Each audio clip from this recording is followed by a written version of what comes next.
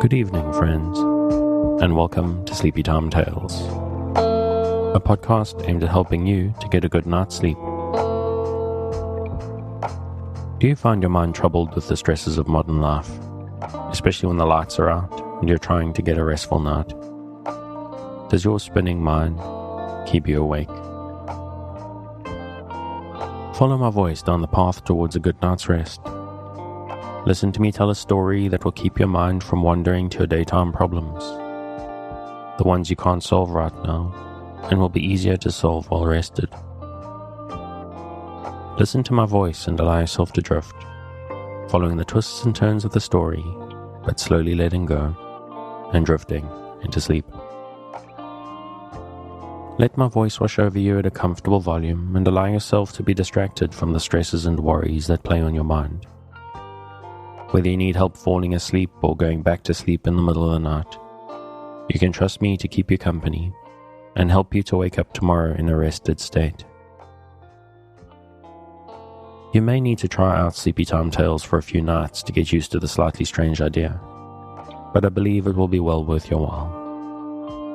Because I'm here to work with you, to create a safe space, a cocoon in which you can curl up and allow nature to take its course.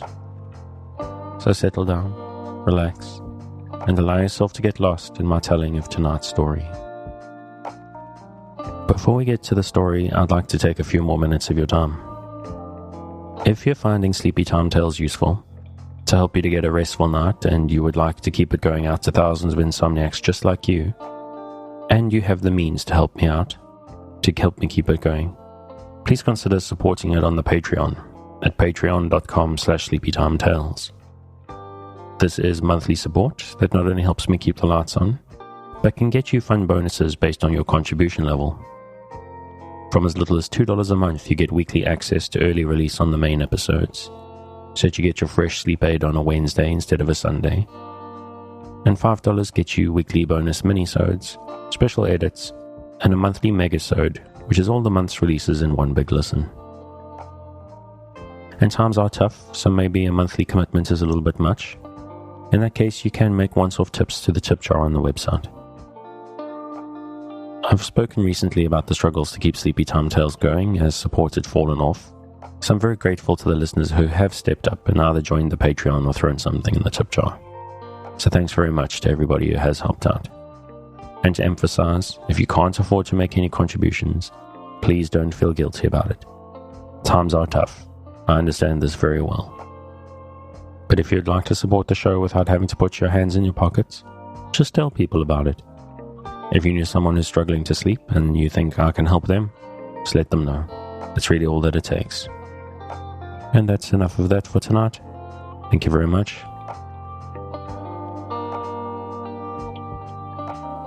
A historical account of useful inventions and scientific discoveries, being a manual of instruction and entertainment, by George Grant. London, Partridge and Oakey, 1852. Preface. It has been demonstrated that the desire of attaining knowledge is one of the most natural and at the same time most ennobling attributes of the human mind.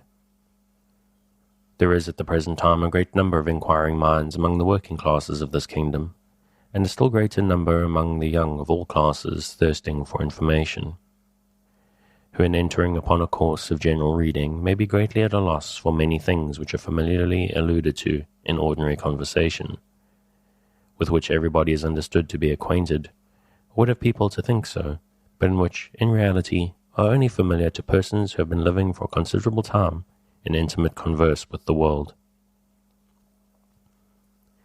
The historical account of useful inventions and discoveries in science is intended in some measure to supply such information to the anxious inquirer after knowledge. Of the numerous articles here treated of, it will be perceived that each has been traced to its origin in as lucid a style as possible, and in so doing we have endeavored to combine instruction with amusement. As a proof of this, we need only to refer to the table of contents.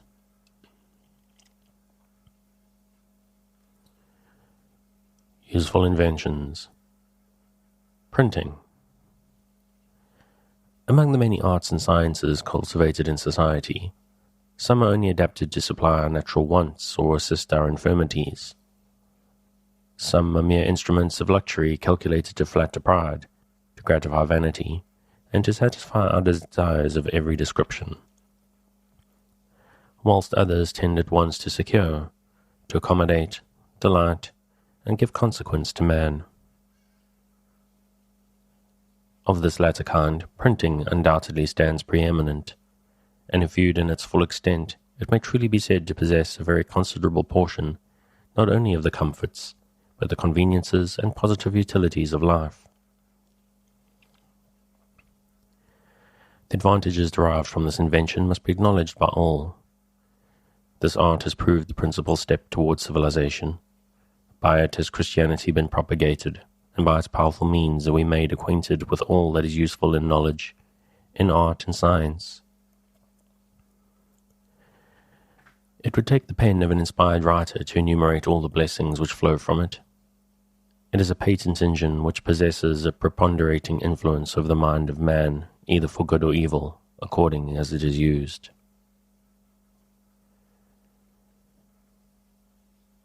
As we proceed, we will have frequent occasion to express our feelings in grateful eulogium when considering the benefits resulting to society from various ingenious inventions and discoveries.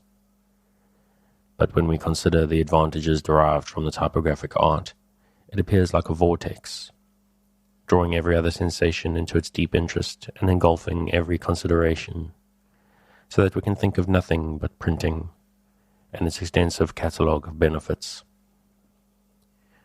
This interest is wonderfully increased, whether it be viewed on account of its ingenuity, the extent of its benefits, or the benevolence of its objects. In whatever point of view we behold it, whether as a medium for giving the utmost facility to the dispatch of common concerns of life, or as affording the eager mind of the philosophic inquirer the ready means to gratify the inquisitive thirst of his knowledge. In every species of mental intelligence, the rapid facility which it affords to the multiplication of those mediums of communication, by which knowledge is promulgated in every part of the earth. We are at a loss for a term sufficiently comprehensive to express our sense of the infinite importance of those advantages which accrue to mankind from the invention of an art so replete with important consequences, which we hourly perceive to emanate from typography. We need therefore scarcely offer an apology for inserting a brief history of this divine art in our pages.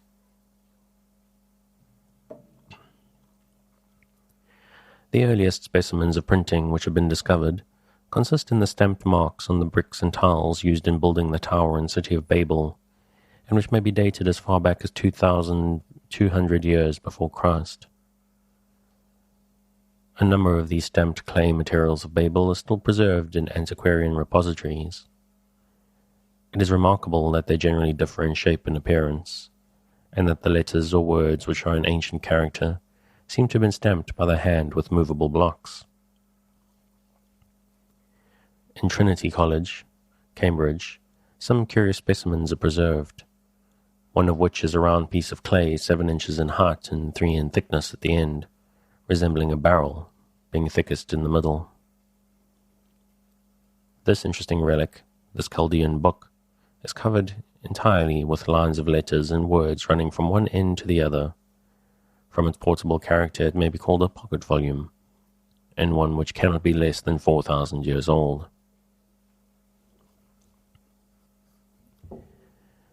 It is mounted on a marble pedestal, covered with a glass case, secured by an iron bracket, and so contrived that the curious inspector may cause it to revolve on its marble base, but the greatest care is taken of this valuable relic of antiquity. It appears to have been printed by 2 moulds, and at the middle of the circumference a small black square has been left, in case, as it is supposed, room should be required for a portion of the clay to escape in the action of compression. Next to these extremely ancient stamped bricks, in point of interest and antiquity, are specimens of the earliest engraving of letters on stone. We are informed by various historical writers that Cadmus, a Phoenician who lived 1,500 years before Christ, at a period contemporary with Moses, and who was esteemed as the builder of the city of Thebes, was the first who taught the Greeks the use of the alphabetic symbols, an art he most likely inquired from the Hebrews. The most ancient specimen of an engraved inscription now known to be extant is the Sigean inscription, so called from having been disinterred from a promontory named Sigeum, situated near the ancient city of Troy in Phrygia. It is engraved on a pillar of beautifully white marble, 9 feet high, 2 feet broad, and 8 inches thick, and which from the inscription served as the pedestal of the heathen god Hermocrates. The letters used in this inscription are the capitals of the Grecian language, though rudely cut, but read from right to left like the Hebrew. This specimen of engraving must be about 3,000 years old. Another not less interesting relic of the earliest age of printing is found in a Roman signet ring or stamp, approaching in character to that species of stamp now used widely by the post office on letters. This curiosity is preserved in the British Museum. It is the very earliest specimen we possess of printing, by means of ink or any similar substance. It is made of metal, a sort of Roman brass, the ground of which is covered with a green kind of verdigris rust, with which antique medals are usually covered. The letters rise flush up to the elevation of the exterior rim which surrounds it. Its dimensions are about 2 inches long by 1 inch broad. At the back of it is a small ring for the finger to promote the convenience of holding it. As no person of the name which is inscribed upon it is mentioned in Roman history, he is therefore supposed to have been a functionary of some Roman officer or private steward, and who perhaps used this stamp to save himself the trouble of writing his name. A stamp somewhat similar in the Greek character is in the possession of the Antiquarian Society of Newcastle upon Tyne. It will be perceived that however curious these relics of antiquity may be, they do not bear any connection with the art of printing books. The origin of this invention seems to be quite independent of a preceding knowledge of impressing by means of stamps. What is, however, worthy of remark, the art of printing books, though on a rude principle, was known and in use amongst the Chinese at least 1,400 years before it was invented in Europe. The printing of the Chinese has never resembled anything of the kind in this country. From the first it has been conducted without movable types.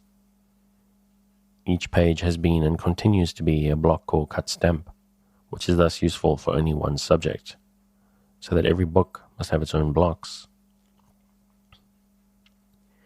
No press is used. The paper being thin, when laid on the block, receives the impression by being smoothed over with a brush. There is reason to infer that the art of printing, as thus practiced by the Chinese, may have originated through a knowledge of the still more ancient Chaldean mode of printing by blocks on clay. But we may expect, from the well-known ingenuity of the Chinese and their, in general, having the organ of imitation so fully developed, that they will not much longer continue this primitive method of printing, as an enterprising practical printer has emigrated, with an excellent assortment of presses, types, etc. from Edinburgh, to conduct his business in the Celestial Empire. We wish him all success. The discovery of the art of printing with movable types, which took place in the 15th century in Germany, was considerably aided by a fashion which had been some time prevalent, of cutting blocks of wood into pictures or representations of scenes illustrative of scriptural history, and printing them on paper, simply by the pressure of the hand, a brush, or cushion behind. One of the earliest of these woodcuts is still extant, and represents the creation of man, as detailed in the book of Genesis. In the center of the picture stands a figure, intended for the divinity, having the appearance of an old man with flowing garments, a venerable beard, and rays proceeding from the head. On the ground before him lies a human being intended for Adam, fast asleep, and from an opening in his side is preceded the slender figure of a female, meaning Eve, who is taken by the hand of God and is apparently receiving his blessing. The execution of this and cuts of a similar nature is of the rudest description, and is a striking testimony of the low scale of the art at the time. Pictures of this nature, which were bound up into books, nevertheless, were immediate forerunners of the great invention itself. Books of prints, it will naturally be imagined, would soon be found imperfect, for want of descriptive text. This, therefore, urged on the great discovery. The manufacturers of the books at first cut single sentences or words and stamped them below the pictures. But this not conveying a sufficient idea of the subject represented, an anxiety arose to give a lengthened description on the opposite pages. This, it seems, was at length accomplished.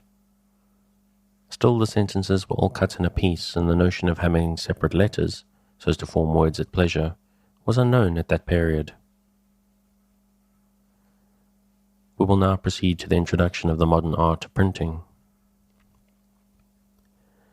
Ever since the typographic art has been introduced into modern Europe in its present form, the best and one of the most certain criterions, which prove the undoubted sense of our species, exists in the multiplicity of claims which have been made by several cities for the honor of affording the earliest shelter to the infancy of this art. It really appears to be a question yet undecided, to what city, individual, or even era to attribute this beneficial invention. However, there is every reason to believe that in this art, as well as in most others, the improvements which have subsequently taken place have benefited the art itself, as much as that has benefited mankind. Therefore, the question of its origin does not appear to us to be of so much importance. Amidst the claims of various individuals, Mr. Boza, in his Origin of Printing, says that this honor ought to be adjudged to one of the three cities of Haarlem, Mentz, or Strasbourg, of which, in his opinion, the first-named city has best established her legitimate right. But it appears, to use his own words, that all those cities in a qualified sense may claim it, considering the improvements they have made upon each other. The real and original inventor of the modern art of printing, as at first used, and from whence the improved practice is descended, was one Laurentius of Haarlem, who, however, proceeded no further than to cut separate wooden letters. There is every reason to believe that, at first, these wooden forms were made upon the principle of the Forma Literarum of the Romans. This Laurentius, it appears, made his first essay about the year 1430. He died 10 years afterwards, having first printed the Horarium, the Speculum Belgicum, and 2 editions of Donatus. The individual on whom this history most generally places the honor of being the earliest discoverer of the art of printing by means of movable letters or types was John Gutenberg, a citizen of Mayence or Mentz, who flourished from the year 1436 to 1466 in the reign of Frederick III of Germany. Then Julius Gutenberg was born at Mayence in the beginning of the 15th century, and removed to Strasbourg about the year 1424, or perhaps rather earlier. Here he became acquainted with the above-named Laurentius, with whom he proceeded to Haarlem, and continued in the employment of Laurentius for some time. However, he returned to Strasbourg when, in 1435, he entered into partnership with Andrew Drietzmann, John Riff, and Andrew Hillman, citizens of Strasbourg, binding himself to disclose to them some important secrets by which they would make their fortunes. The workshop was in the house of Drietzmann, who, dying, Gutenberg immediately sent his servant, Lawrence Beildeck, to Nicholas, the brother of the deceased, and requested that no person might be admitted into the workshop, lest the secret should be discovered and the form stolen. But they had already disappeared, and this fraud, as well as the claims of Nicholas Driessen to succeed to his brother's share, produced a lawsuit among the surviving partners. 5 witnesses were examined, and from the evidence of Gutenberg's servants, it was incontrovertibly proved that Gutenberg was the first that practiced the art of printing with movable types in Strasbourg, and that on the death of Andrew Driessen he had expressly ordered the forms to be broken up and the types dispersed, lest anyone should discover a secret. The words given in his order, which was supported by documentary evidence, were these: "Go, take the component parts of the press and pull them to pieces. Then no one will understand what they mean." In the same document, mention is made of 4 forms, kept together by 2 screws or press spindles, and of letters and pages being cut up and destroyed. It has been asserted that Gutenberg stole the types from Laurentius, with which he repaired to Strasbourg and commenced business. But of this we can find no corroboration. It has also been said that upon his occasion, Gutenberg stole his own materials, but this is likewise unauthenticated. The result of this lawsuit, which occurred in 1439, was a dissolution of partnership, and Gutenberg, having exhausted his means in the effort, proceeded in 1445 to his native city of Mentz, where he resumed his typographic labours.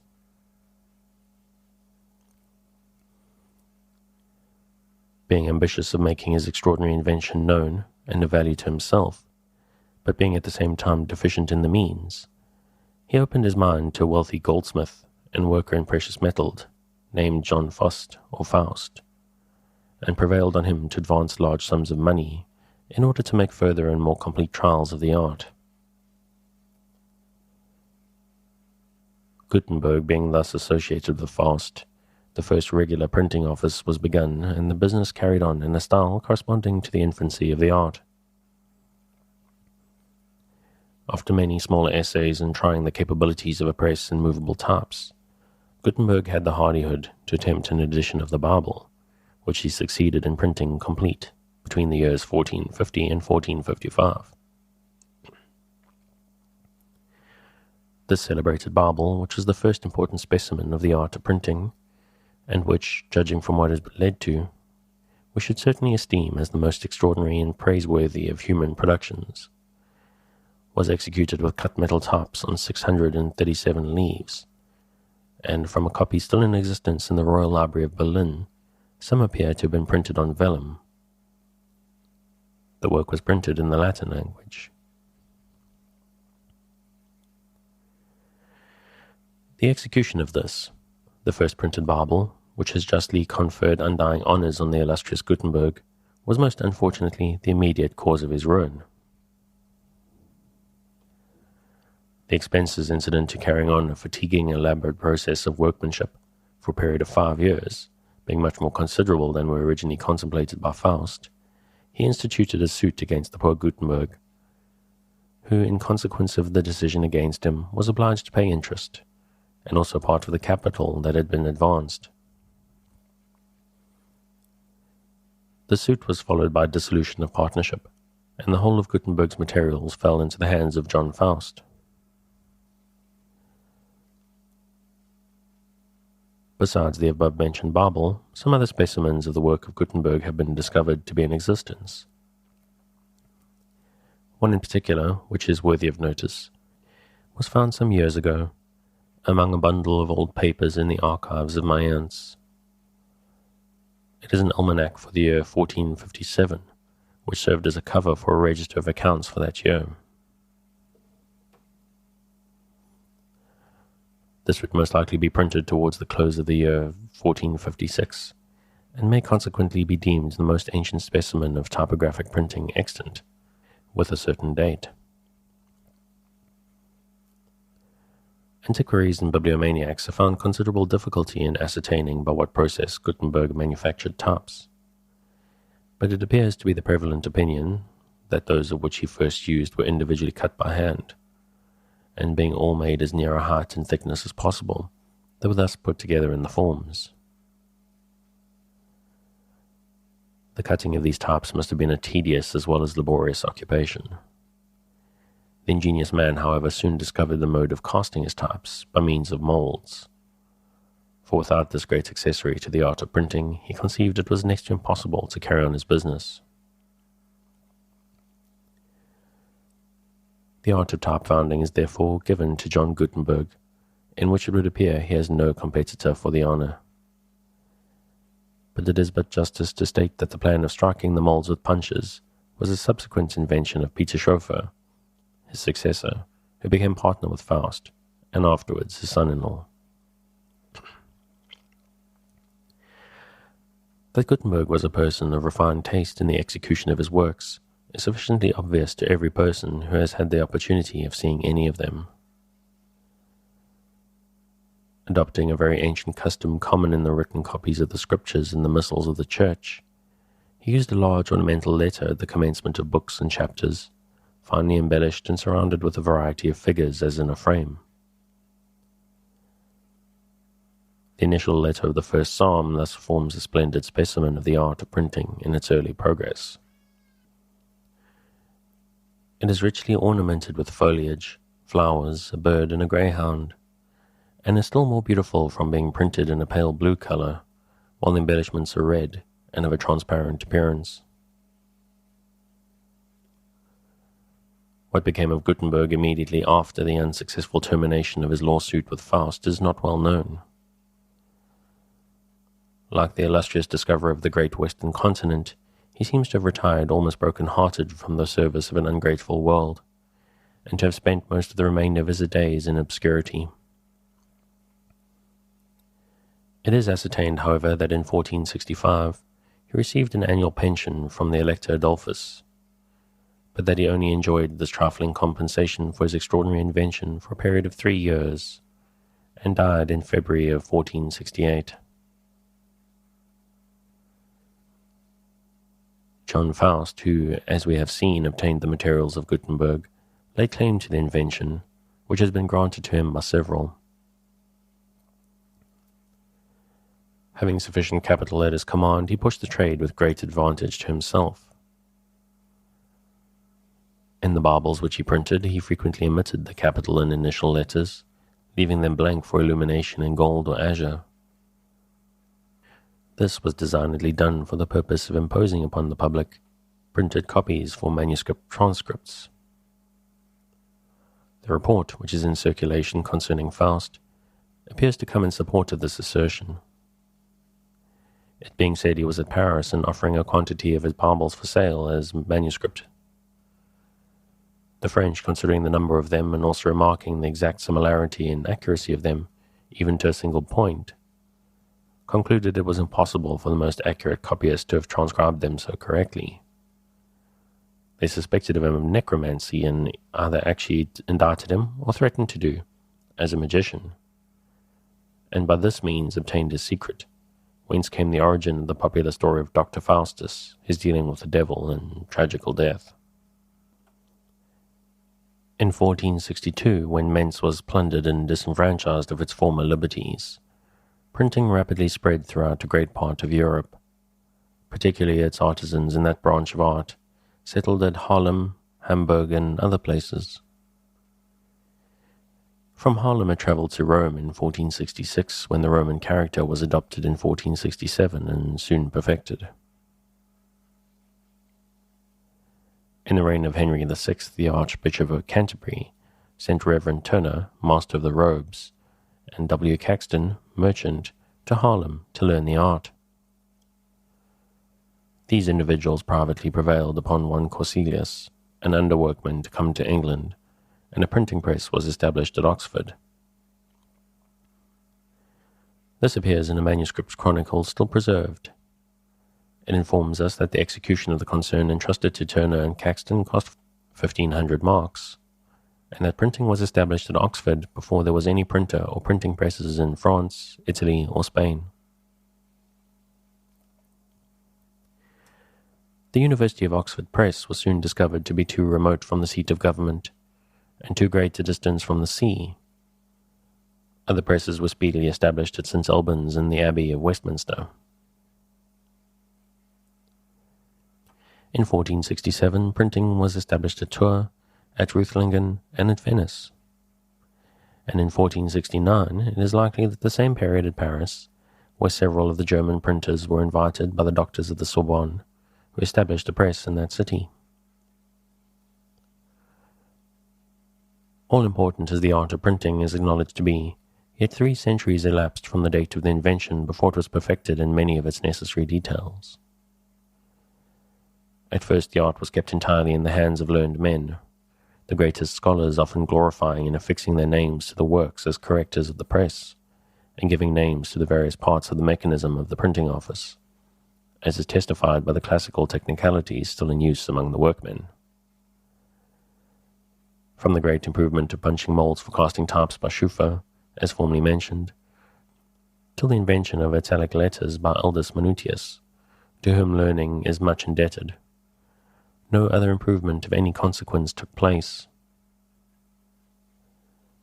It does not appear that mechanical ingenuity was at any time directed to the improvement of the presses, or any other part of the machinery used in printing, and the consequence was that till far on in the 18th century, the clumsy presses, which were composed of wood and iron and slow and heavy in working, were allowed to screech on as they had done since the days of Gutenberg, Faust, and Caxton, while the ink continued to be applied by means of 2 stuffed balls, at a great expense of time and labour.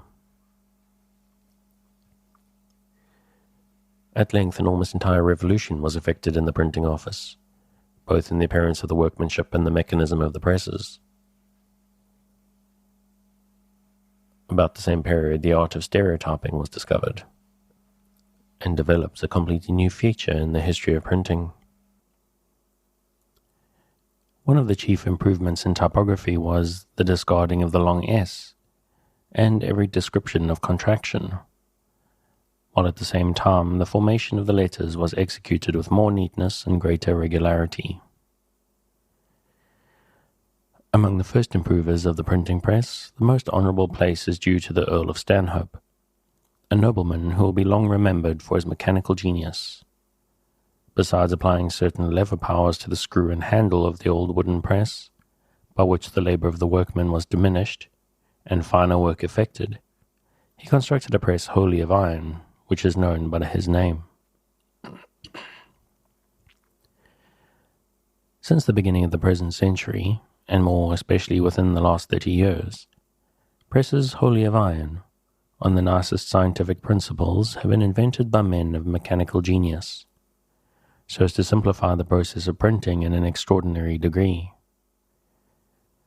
And the invention of presses composed of cylinders and wrought by steam has triumphantly crowned the improvements in this art. The alteration effected by steam power has been as great in printing presses as any branch whatever. For example, with the old wooden press, it took a man 2 days to complete 1,000 sheets, that is, printed on both sides, whereas the London Times, by means of the steam press, completes 24,000 in 1 hour. Almost every newspaper in the kingdom is printed by cylinder presses, although some are worked by hand instead of steam. They are also used in other departments of the printing business. The introduction of steam presses would have been of comparatively little benefit if it had not been furthered by another invention of a very simple nature, now of great value to the printer. We here allude to the invention of the roller for applying the ink instead of the old clumsy and inefficient balls. The roller, which is simply a composition of glue and treacle cast upon wooden centerpieces, was invented by a journeyman printer from Edinburgh about 30 years ago, and was so much appreciated by the trade as at once to spread over the whole of Europe. Were it possible to conjure up the spirits of the illustrious Gutenberg and his contemporaries within the office of the London Times or some other large printing office, where everything is conducted with rapidity, quietness, and order, John Faust might well think that the printers of the 19th century had actually consummated what he was only accused of in the 15th, completed a compact with the devil. As it would be a waste of time for us to pretend to describe the various processes and materials required in this beautiful art, as we are aware that, without actual observation, no conception can be formed. This we know from experience, and though we might, like many others, have pretended to give a description, we are perfectly aware that we would have been unintelligible to the majority of our readers, and very deservedly laughed at for our trouble by any practical printer who might happen to read our pages. As far as we have gone, however, in giving a brief historical account of the art of printing, we have no doubt it will be found correct, as have consulted the best authorities. Stereotype. Stereotype, as we have mentioned in the former article, was introduced about the middle of last century, and is so intimately connected with the art of printing we could not find a more appropriate place than immediately following the noble art. Earl Stanhope has been named as the inventor, but for this we have not sufficient authority, and it appears extremely doubtful, as stereotyping appears to have been invented simultaneously in various parts of England and Scotland by different persons. Still, it was upwards of 60 years before it was brought to such perfection as to be applicable for any beneficial purpose. When properly made known, it was hailed with approbation by those more immediately interested, the printers and publishers. But as experience more fully developed its powers, it was found available only for particular work. For the better understanding of this art, which is comparatively little known, we will give a description of the process by which we are enabled to do by the assistance of an experienced workman. In setting the types, they are lifted from the case one by one with the right hand, and built in a small iron form called a composing stick, held in the left hand of the compositor, who sets line after line until the stick is filled, when he empties it upon a galley, and commences again in the same manner till he has got as much up as will make a page. This page he ties firmly up and places upon a smooth stone or cast iron table. In this manner he continues till he gets as many pages as will make a form, which consists of 4, 8, 12 or more pages, as the case may be. If this form is to be worked off at a press without stereotyping, the pages are all imposed in one chasse and carried to press for working, and when the whole of the impression is off, it is thoroughly washed and carried back to the compositor for distribution, that is, putting the types in their proper places. When these pages are to be stereotyped, they are imposed separately and carried to the stereotype foundry, where they are examined and all dirt taken from the face.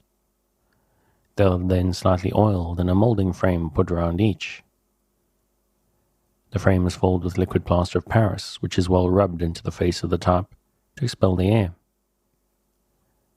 As soon as this plaster hardens, it is removed from the page and shows a complete resemblance of the page from which it is taken. The mould is put into an oven to dry, where it remains till it resembles a piece of pottery. It is then put into an iron pan, in which there is a thin plate of the same metal, called the floating plate. It also has an iron lid, which is firmly screwed down, and the whole is immersed in a pot of molten type metal, which fills the pan by means of small holes in the corners of the lid. The length of time it remains in the pot depends upon the heat of the metal, but it is generally from 10 to 15 minutes, when it is taken out and put aside to cool. On opening the pan, nothing is seen but a solid lump of metal, which, when carefully broke round the mould, a thin plate is obtained from the mass, exhibiting a perfect appearance of the page from which the mould was taken. This is called the stereotype plate, which in general is not above the 1/8 of an inch thick, and is printed form in the same manner as the page of types.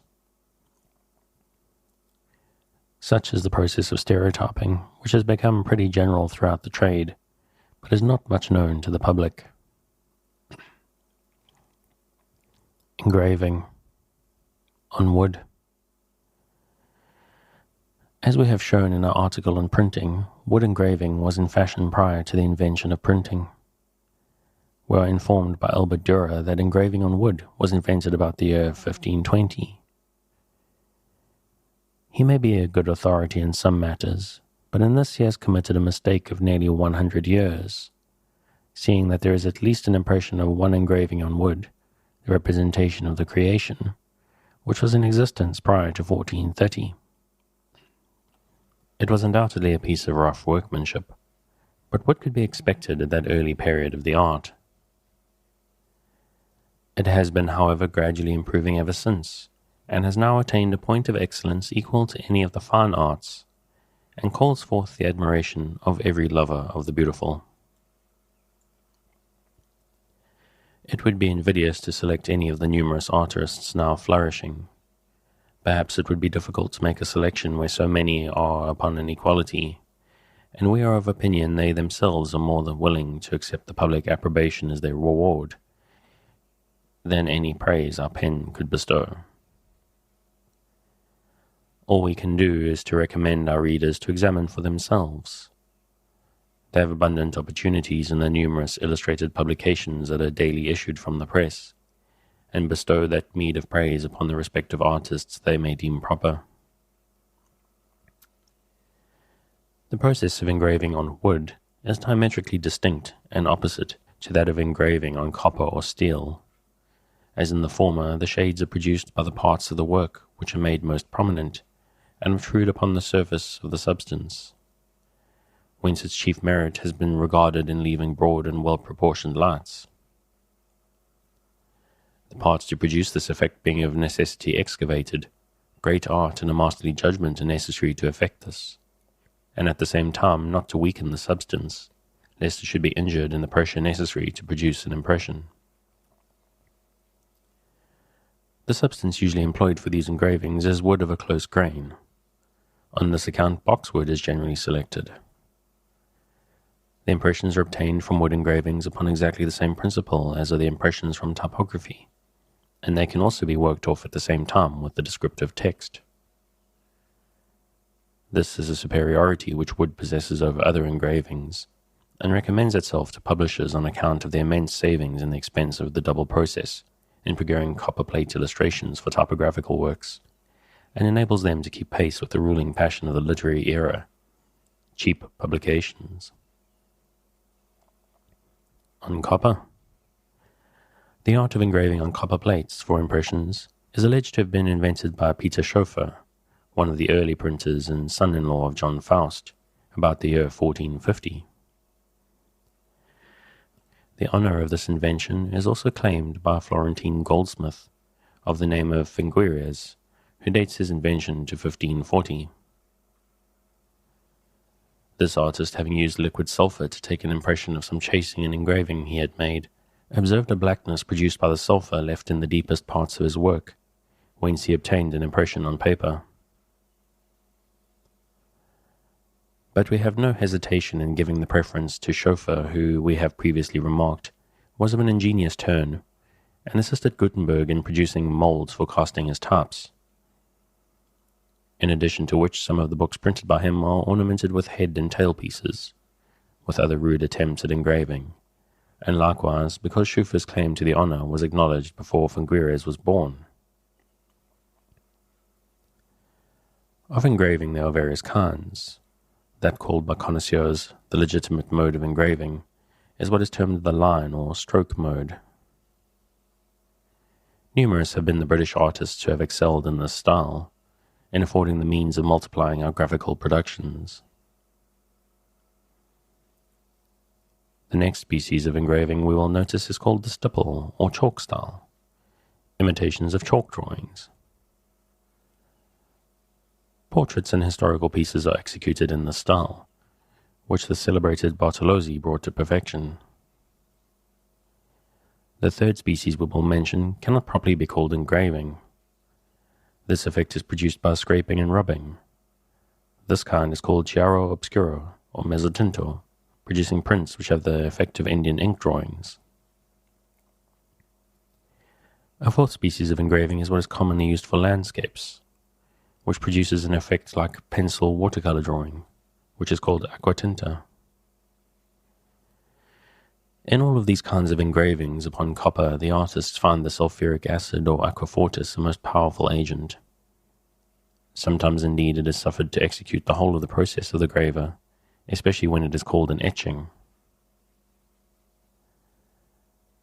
For the same reasons as those mentioned with regard to wood engravers, we shall abstain from naming any of the very eminent artists now living. We have already observed the mode of obtaining similar effects from wood and copper are opposite of each other. The manner in which impressions from wood engravings are obtained has likewise been noticed, and it remains that we observe the mode by which the impressions are obtained from copper plates.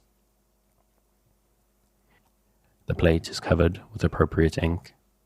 The surface is then carefully cleansed, leaving ink only in the excavations or lines in the copper. The plate and paper are passed through a roller press of a great power, the roller being covered with a blanket, which presses the paper into all the crevices of the plate and brings away the ink there deposited. On steel. For several years, steel has been used in great quantities instead of copper plates by engravers. By this fortunate application of so durable, and it may be added, so economical a material, not only has a new field been discovered, admirably suited to yield in perfection the richest and finest graphic productions which the ingenuity of modern art can accomplish, but to do so through an amazingly numerous series of impressions without perceptible deterioration. The art of engraving on iron or steel, for purposes of ornament, and even for printing in certain cases, is by no means a discovery of modern times. But the substitution of the latter for copper, which has invited the superiority of the British burin to achievements hitherto unattempted by our artists, is entirely a modern practice. In the year 1810, Mr. Dyer, an American merchant, residing in London, obtained a patent for certain improvements in the construction and method of using plates and presses, the principle of which were communicated to him by a foreigner residing abroad. The foreigner was Mr. Jacob Perkin, an ingenious artist of New England, and whose name has become subsequently so extensively known in this country in connection with roller press printing from hardened steel plates. The plates used by Mr. Perkins were, on the average, about 5/8 of an inch thick. They were either of steel so tempered so as to admit of the operation of the engraver, or, as was more generally the case, of steel decarbonated so as to become very soft pure iron, in which case, after they had received the work on the surface, they were case-hardened by cementation. The decarbonating process was performed by enclosing the plate of the cast steel properly shaped in a cast iron box or case, filled about the plate to the thickness of about an inch with oxide of iron or rusty iron filings. In this state, the box is luted close and placed on a regular fire, where it is kept at a red heat from 3 to 12 days. Generally about 9 days is sufficient to decarbonize a plate 5/8 of an inch thick. When the engraving or etching has been executed, the plate is superficially converted into steel, by placing it in a box as before and surrounding it on all sides by powder made of equal parts of burnt bones and the cinders of burnt animal matter, such as old shoes or leather. In this state the box, with its contents closely luted, must be exposed to a blood-red heat for 3 hours, after which it is taken out of the fire and plunged perpendicularly edgeways into cold water, which has been previously boiled, to throw off the air. By this means the plate becomes hardened without the danger of warping or cracking. It is then tempered or let down by brightening the undersurface of the plate with a bit of stone, after which it is heated by being placed upon a piece of hot iron or melted lead, until the rubbed portion acquire a pale straw color. For this purpose, however, the patentee expressed himself in favor of a bath of oil heated to a temperature of 460 degrees or thereabouts of Fahrenheit scale. The plate being cooled in water and polished on the surface was ready to use.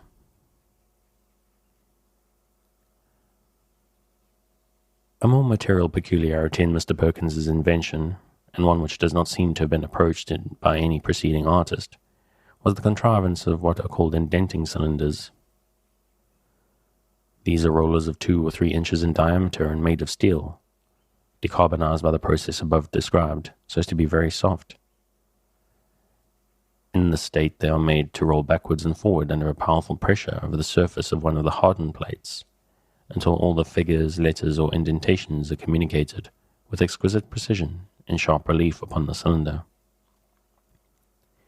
which, being carefully hardened and tempered, becomes, by this means, fitted to communicate an impression to other plates, by an operation similar to that by which it was originally figured. It will be obvious that one advantage gained by this method must be the entire saving of the labor and expense of recutting, in every case, on different plates, ornaments, and borders, emblematical designs, etc., as these can now be impressed with little trouble on any number of plates, or in any part thereof, by the application of the cylinder. At first sight, the performance of such an operation as the one now alluded may appear difficult, if not impracticable, and indeed many persons on its first announcement were disposed to doubt or deny its possibility altogether. With a proper and powerful apparatus, however, this method of transferring engravings from plates to cylinders and vice versa is every day performed with facility and success, not only in the production of banknotes, labels, etc., but in works exhibiting very elaborate engravings. And with that fascinating little story about engraving, I think I'm going to call it a night. If you'd like to learn more about historical inventions and discoveries, please feel free to look up in the show notes and find the original there. Thanks again for joining me on this episode of Sleepy Time Tales, the podcast designed around a bedtime story to help you to get a restful night. New episodes will be released every Sunday night to give you something fresh to help you rest in a new week. But make sure to follow or subscribe in whatever service you use so that you get your new episodes whenever they come out. Good night and sweet dreams.